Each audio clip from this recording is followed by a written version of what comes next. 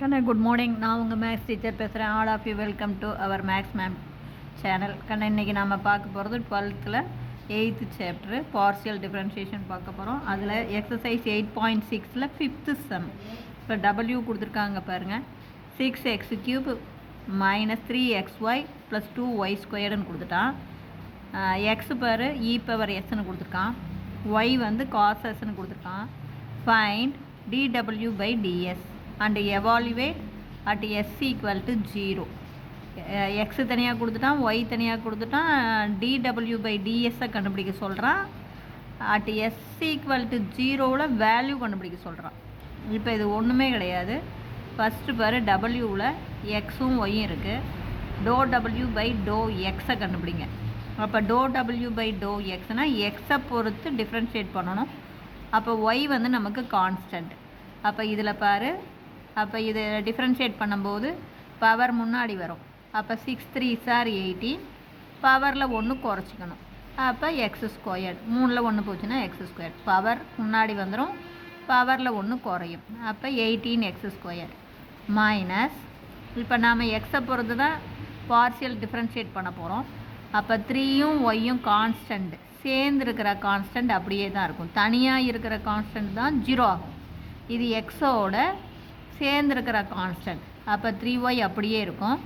எக்ஸை பொறுத்து டிஃப்ரென்ஷியேட் பண்ணால் 1 ப்ளஸ்ஸு இதில் பாரு, நம்ம எக்ஸை பொறுத்து டிஃப்ரென்ஷியேட் பண்ணும்போது இதில் எக்ஸ் டேர்மே இல்லை.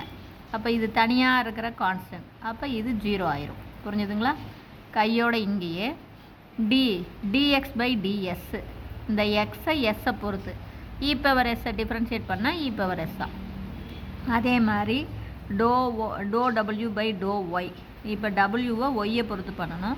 கண்ணு இதில் ஒய்யே இல்லை. அப்போ இது தனியாக இருக்கிற கான்ஸ்டன்ட். அப்போ இது 0 ஆயிரும். செகண்ட் டேர்மில் -3யும் எக்ஸும் சேர்ந்துருக்கிற ஒய்யோடு சேர்ந்துருக்கு.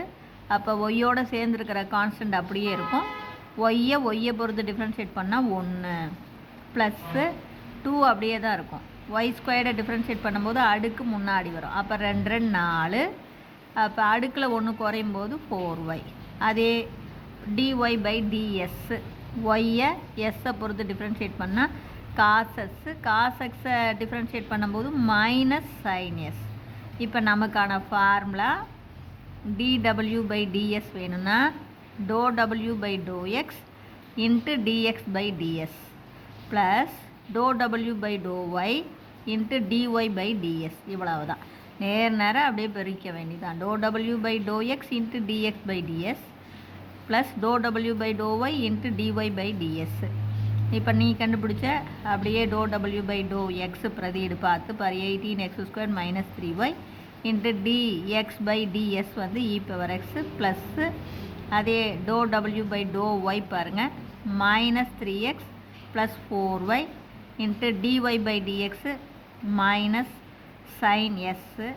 அப்போ தேர்ஃபோர் இப்போ பாருங்க, நம்ம இது அப்படியே இப்போ என்ன பண்ணணும் அப்படின்னா எக்ஸுக்கு சப்ஸ்டிட்யூட் பண்ணுங்கள். பாரு, எக்ஸ் என்ன கொடுத்துருக்காங்க? e⁻s. அப்போ 18 எக்ஸுக்கு பதிலாக e⁻s².